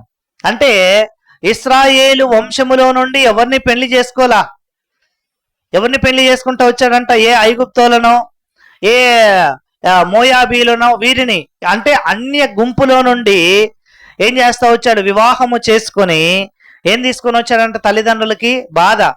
అందుకే రిబ్కా అంటా వచ్చింది, ఏమన్నది, అయ్యో ఈ కుమార్తెలు ఏం చేస్తా ఉన్నారు, ఈ పిల్లలు ఏం చేస్తా ఉన్నారు, నన్ను బాధపరుస్తూ ఉన్నారే, నా బ్రతుకు వలన నాకు కలుగు ప్రయోజనం ఏమిటి అన్నదామె. ఏశావు జన్మించినప్పుడు లేదా యాకోబు జన్మించినప్పుడు ఆమె అంత బాధపల్లా. అయితే ఎప్పుడైతే ఏశావు భార్యలు ఆమెని కష్టపెడతా వచ్చారో, ఆమెకి ఇబ్బంది కలిగిస్తూ వచ్చారు, ఆమెను బాధ పెడతా వచ్చారో, అప్పుడు ఆమె బాధ ఏమైపోయిందంట, ఎక్కువ అయిపోయి అప్పుడు అన్నది, నేను బ్రతికుండి ఏం ప్రయోజనం, చచ్చిపోతే బాగుంటది కదా అని కదా. చాలా మంది వివాహ విషయానికి వచ్చినప్పుడు ఏం చేస్తూ ఉంటారంటే, ఆస్తి పాస్తుల గురించిన అన్వేషణ ఎక్కువ ఉంటది, కానీ వారి జీవితంలో అయ్యా యేసుక్రీస్తు ప్రభువా నిజమైన దేవుడని నీవు గుర్తెరిగావా అని అబ్బాయిని కానీ అమ్మాయిని కానీ అడగరు కదా. ఇహలోక సంబంధమైన విషయాలు కొంతవరకే ఉంటాయి కదా, అవి సెట్ అవ్వకపోయినా పర్వాలే, కానీ ఆత్మ సంబంధమైన జీవితం సరిగా కట్టబడలేదనుకో, అన్య పురుషునికి ఇచ్చిన అన్య స్త్రీకి ఇచ్చిన ఆ కుటుంబం ఎక్కువ కాలము నిలవబడదు. మాకు తెలిసిన ఒక ఫ్యామిలీ ఉంది, మేము వద్దు అని చెప్పాం, ఆయన వినకుండా ఏం చేశాడంటే రక్షింపబడిన అమ్మాయిని తీసుకొని వచ్చి అన్ని కుటుంబంలోకి ఇచ్చినాడు. ఇప్పుడు ఆ పాప బాధ ఏంటంటే 10 రోజులకు ఒకసారి వాళ్ళ నాన్న ఇంటికి వచ్చి ఉంటుంది, 10 రోజులకు ఒకసారో 20 రోజులకు ఒకసారో, ఎప్పుడు పోట్లాటలే, అత్తతో పోట్లాటే, మామతో పోట్లాటే, భర్త కూడా సపోర్ట్ లేదు. చూడండి ఎట్లుందో, ఎంత బాధ. నువ్వు పెళ్లి చేసినావు అన్న సంతోషం కనీసం పట్టుమంటే 1 నెలైనుందా, ఒక 6 నెలలైనుందా? లేదుగా. కాబట్టి నేర్చుకోవాలా. వివాహం ఎప్పుడైతే వివాహానికి సిద్ధం అవుతూ ఉన్న భార్య లేదా భర్త లేదా పురుషుడు లేదా కన్యక సిద్ధపడి ఉండాలి. దేని కొరకంటే, నిజముగా ఈ వ్యక్తి నాకు సరిపోయిన వ్యక్తేనా, ఈ వ్యక్తి జీవితంలో దేవుని భయం ఉందా? ఎందుకంటే దేవునికి భయపడే వ్యక్తి ఏం చేస్తాడంట, మనుషులకు కూడా భయపడతాడు. మనము చూస్తే గత వారం చూసాం, లూకా సువార్త 18వ అధ్యాయంలో దేవునికి భయపడడంట, మనుషులకు లక్ష్య పెట్టడంట. అట్లాంటి వ్యక్తి ఆ న్యాయాధిపతి ఉన్నాడు. కాబట్టి అట్లాంటి వ్యక్తులు ఉన్నారనుకో మనం ఏం చేయలేం. దేవునికి భయపడినాడు అనుకో, దేవుని భయం ఉందనుకో, అప్పుడు ఏమవుతుంది, ఆటోమేటిక్ గా మనుషులకు కూడా భయపడే అవకాశం ఉంటది. అయితే ఇక్కడ చూస్తే ఈ కుమార్తెలు ఏం చేస్తా ఉన్నారంట, ఈ స్త్రీలు ఏం చేస్తా ఉన్నారంట, ఏశావు భార్యలు ఆ యొక్క రిబ్కాకి ఎంతో ఏం చేశారంట, బాధని వారు కలిగిస్తా వచ్చినారు. ప్రియమైన సోదరుడా, ప్రియమైన సోదరి, ఈ స్థానంలో నీవు ఉన్నావా? ఏశావు భార్యల వంటి స్థానంలో నీవు ఉన్నావా? అనగా రక్షింపబడిన నీవు నీ అత్తని కానివ్వండి, మామని కానివ్వండి, అమ్మను కానివ్వండి, నాన్నని కానివ్వండి, భర్తను కానివ్వండి, భార్యను కానివ్వండి, బాధ పెట్టే గుంపు నీదైతే జాగ్రత్త, దేవుడు ఒక రోజు ఏం చేస్తాడంట, పట్టుకుంటాడు కదా. ఆమె జీవితంలో ఏం చేస్తా ఉన్నారంట, ఆమెను బాధ పెడతా ఉన్నారు. ఆమె ఏమన్నది, నేను చచ్చిపోతే బాగుంటది అని ఏమంటా ఉంది యాకోబుతో తెలుసా అండి? అరే చిన్నోడా, కనీసం నువ్వైనా అన్ని స్త్రీలను పెళ్లి చేసుకోకు అని అన్నది కదా. కాబట్టి మొదటిగా ఎంచుకున్న చెడ్డ మార్గము ఎవరు ఎంచుకున్నారు? మొట్టమొదటిగా చెడ్డ మార్గాన్ని పోతీఫరు భార్య. రెండోదిగా ఎవరు ఎంచుకున్నారంట? ఏశావు. ఏశావు ఏం చేశాడు? అన్ని స్త్రీలను పెళ్లి చేసుకున్నాడు. ఆ అన్ని స్త్రీలు ఏం చేస్తా ఉన్నారంట? ఏశావు యొక్క కన్న తల్లికే అన్యాయం చేస్తూ వచ్చినారు, బాధ కలిగిస్తూ వచ్చినారు కదా, దుఃఖ పెడతా వచ్చినారు. కాబట్టి మూడోది, ఇంకా మనం ముందుకు సాగితే రండి, మూడో వ్యక్తిని నేను మీకు పరిచయం చేస్తాను. మూడో వ్యక్తి ఎవరంటే లాబాను. ఎవరంట? లాబాను. ఎవరి లాబాను? బెతుయేలు యొక్క కుమారుడా? బెతుయేలు కుమారుడు. అలాగే రిబ్కాకి ఏమవుతాడు? సహోదరుడు అవుతాడు కదండి. కాబట్టి ఇంకో మాటలో చెప్పాలంటే యాకోబు యొక్క పిల్లనిచ్చిన మామే ఈ లాబాను. లాబాను ఏం చేస్తా వచ్చాడంటే ఈ యొక్క ఎంత మోసగిస్తా వచ్చాడంటే యాకోబును చూడండి. ఆయనతో అన్న మాట ఏంటి? అయ్యా, నువ్వు నాకు కొలువు చేస్తే నేనేం చేస్తాను, నీకు మా కుమార్తెనిచ్చి పెళ్లి చేస్తా అన్నాడు. అయితే ఆయన ఒప్పందం ఎంత బాగా తిరస్కరిస్తూ వచ్చాడు చూడండి. ఏమన్నాడు? నువ్వు నాకు 7 సంవత్సరాలు కొలువు చేస్తే నేను ఎవరినిచ్చి పెళ్లి చేస్తా? ఎవరినిస్తాను? రాహేలునిస్తాను అని అన్నాడు. అయితే వాస్తవానికి చూస్తే 7 సంవత్సరాలు కొలువు తీరిన తర్వాత లాబాను ఎవరినిచ్చి పెళ్లి చేశాడంట? రాహేల్ను కాదు, లేయానిచ్చి పెళ్లి చేశాడు. చూడండి ఎట్లుందో. ఆయన అన్నాడు, అరే అయ్యో యాకోబు, మా దేశంలో మొట్టమొదటిగా పెద్ద కుమార్తెకి పెళ్లి చేస్తేనే తప్ప చిన్న కుమార్తెకి పెళ్లి చేయకూడదు. ఒకవేళ నీవు చిన్న కుమార్తెని ప్రేమిస్తా ఉంటే చిన్న కుమార్తె కోసం మరలా ఏం చేయాలంట? 7 సంవత్సరాలు కొలువు చేయన్నాడు. 7 సంవత్సరాలు పని చేశాడంట. చాలా మంది అంటారు ఈ దినాల్లో, కన్న అన్నాడు, అన్నా నేను కూడా యాకోబు లాగా మా మేనత్త కూతుర్ని పెళ్లి చేసుకోవచ్చా అని అడిగాడు. యాకోబు చేసుకున్నాడు కదా మేనత్త కూతుర్ని, మరి నేను కూడా చేయొచ్చా అంటే వెంటనే యాకోబుకు అన్వయించుకున్నట్టు 21 సంవత్సరం కొలువు చేసే అంత ఓపిక ఉందంటే నువ్వు చేసుకోవచ్చు అని చెప్పాను. నిజమే కదా. 7 సంవత్సరాలు ఏమో మొట్టమొదటిగా రాహేలు కోసమే చేశాడు. కానీ లాబాను ఎవరినిచ్చి పెళ్లి చేశాడంట? లేయానిచ్చి పెళ్లి చేశాడు. తర్వాత 7 సంవత్సరాలేమో ఎవరి కోసం? రాహేలు కోసం. తర్వాత 7 సంవత్సరాలేమో ఆస్తి కోసం. 21 సంవత్సరాలు యాకోబు ఎక్కడున్నాడంట? ఎక్కడున్నాడు? లాబాను ఇంటిలో ఉన్నాడు, గొర్రెల దొడ్డిలో ఉన్నాడు. ఇక్కడేమో యజమానుడు లాగా ఉండే వ్యక్తి అక్కడ పోయిన తర్వాత పనోడు అయిపోయినాడు కదా. కాబట్టి మూడోదిగా చూస్తే లాబాను, యాకోబునే మోసం చేసిన లాబాను. సాధారణంగా చూస్తే యాకోబే మోసగాడు. బైబిల్లో యాకోబు అన్న పదానికి ఏముంటది కింద ఫుట్ నోట్లో అర్థము? మోసగాడు. కానీ యాకోబును కూడా మోసం చేయగలిగే మోసకారి ఎవరంట? లాబాను కదా. ఇది మూడవ వ్యక్తి. మొట్టమొదటి వ్యక్తి ఏమో పోతీఫరు భార్య, రెండవ వ్యక్తి ఏమో ఏశావు భార్యలు, మూడోదిగా చూస్తే లాబాను కదా. వీళ్ళలాగా ఉన్నామా మనము? పోతీఫరు భార్య ఏం చేస్తా వచ్చిందంట? పాపమును ప్రేరేపిస్తా వచ్చింది. నీవు నేను ఎలాగున్నాం? పాపమును ప్రేరేపించే వారంగా ఉన్నామా? అయితే మనము పోతీఫరు భార్య స్థానమే మనకి. రెండవది ఏంటంట? మన ఇంట్లో ఉన్న మన పెద్దవారిని ఎవరైనా సరే మనం బాధ పెడతా ఉంటే ఏశావు భార్య స్థానమే మనది. మూడవదిగా చూస్తే ఎవరినైనా సరే మోసగిస్తా ఉన్నాం అనుకోండి, మనమే లాభంలో. ఈ మూడింతల అనుభవంలో మనలో ఏ ఒక్కటి ఉన్నా కూడా మనం ఏం చేయకూడదు? బలను సమీపించనేయకూడదు. కాబట్టి పరీక్షించుకుందాం, మోకరించండి, బలను సమీపించుదాం. దేవుడి మాటలు దీవించునుగాక.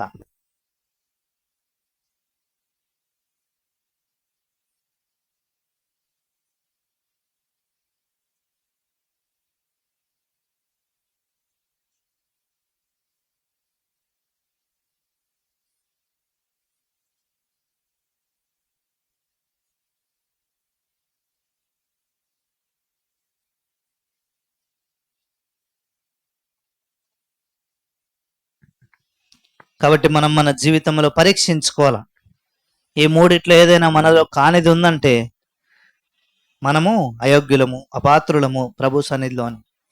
ప్రేమగల తండ్రి, జీవంగల దేవ, మరి ఒక పర్యామ స్తోత్రమయ్యా. బలం సమీపించడానికి సిద్ధపరచబడి ఉన్న మేము దేవా, ఈ మూడింతల చెడ్డ మార్గములు మాలో ఉన్నావేమో, మమ్మల్ని మేము పరీక్షించుకొని యోగ్యకరమైన రీతిలో ఉంటేనే దేవా బలం చేరుట కృప నిమ్మని యేసయ్య నామమున ప్రార్థించడి బ్రతిమాలి వేడుచున్నాం తండ్రి, ఆమె.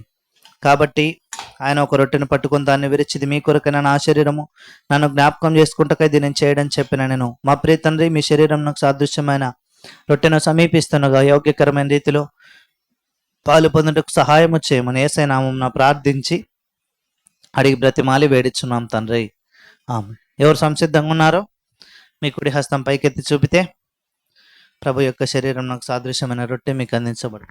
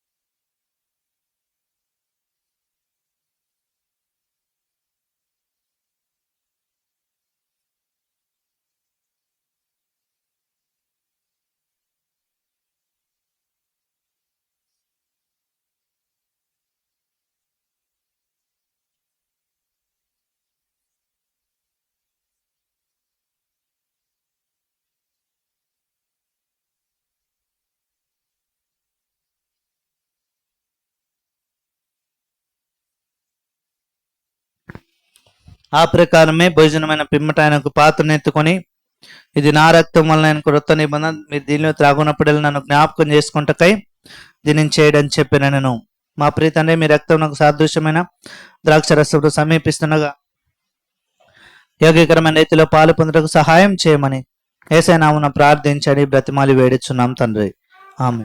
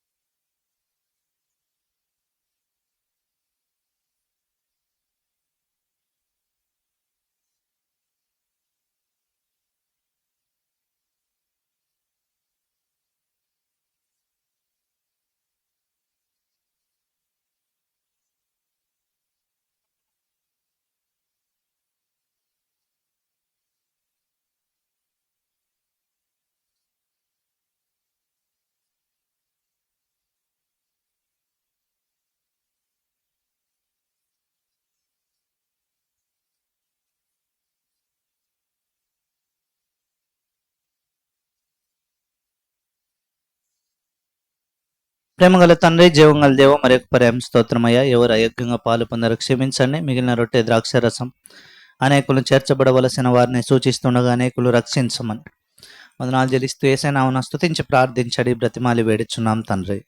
ఆమె.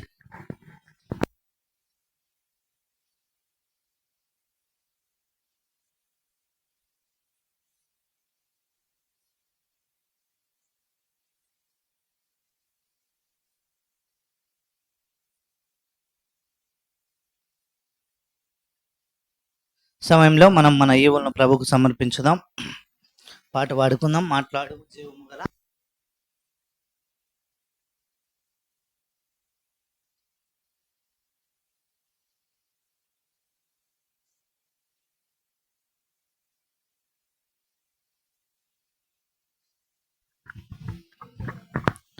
మాట్లాడుము జీవము గల దేవా, జీవనది ప్రవహింపజేయుమా.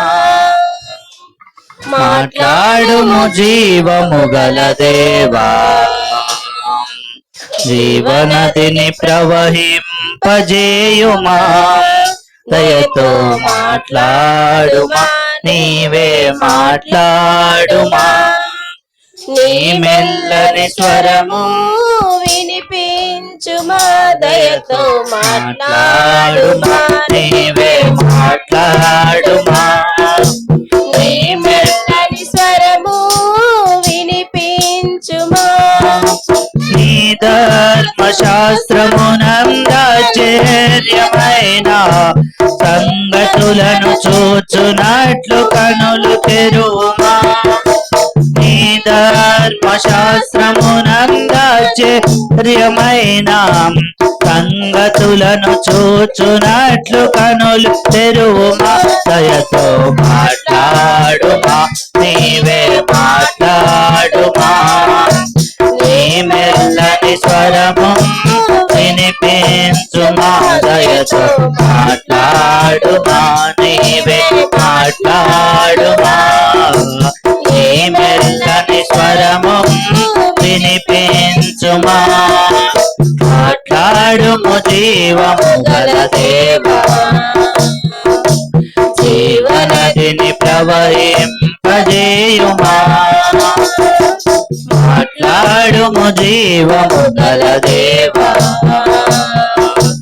జీవనదిని ప్రవహింపజేయుమా దయతో మాట్లాడుమా నీవే మాట్లాడుమా నీ మెల్లని స్వరము వినిపించుమా దయతో మాట్లాడుమా నీవే మాట్లాడుమా నీ మెల్లని స్వరము వినిపించుమా. చివరి ప్రార్థన చేసుకుందాం. మమ్మల్ని ఎంతగానో ప్రేమిస్తున్నాం మిక్కిలి ప్రియ పరలోకపు తండ్రి, మరొక పర్యాయం స్తోత్రమయ్యా. ఇంతవరకు చెప్పబడిన మాటలను దేవా మీరే మా జీవితంలో నెరవేర్పులకు తీసుకునండి. చెప్పబడిన ఏ మాట నిరర్థకము కాకుండా మీరు సహాయం చేయండి. మేము మా తండ్రి మా గృహములకు వెళ్తున్నాము, మీరే తోడుకుంటూ రావాల్సిందిగా ప్రార్థన చేస్తున్నామయ్యా. అట్లా ప్రత్యేకించి దేవా వచ్చిన మా ప్రియులందరినీ దేవా మీరే జ్ఞాపకం ఉంచుకుంటూ రావాల్సిందిగా ప్రార్థన చేస్తున్నాం. ఎవరు రాలేకపోతూ వచ్చారో దేవా తిరిగి వారిని సమకూర్చమని వందనాలు చెల్లిస్తూ మమ్మల్ని మీ చేతికి అప్పగించుకుంటూ మిక్కిలి వినయం తేసైనా మమ్మల్ని స్తుతించి ప్రార్థించి అడిగి బ్రతిమాలి వేడుచున్నాం తండ్రి, ఆమె. తండ్రి యొక్క కుమారుని యొక్క పరిశుద్ధాత్మ యొక్క అన్యోన్య సహవాసం ఇక్కడ చేరిన మనకును సకల పరిశుద్ధులకును ఇప్పుడు నెల్లప్పుడు సదాకాలము తోడై ఉండును గాక. అందరికి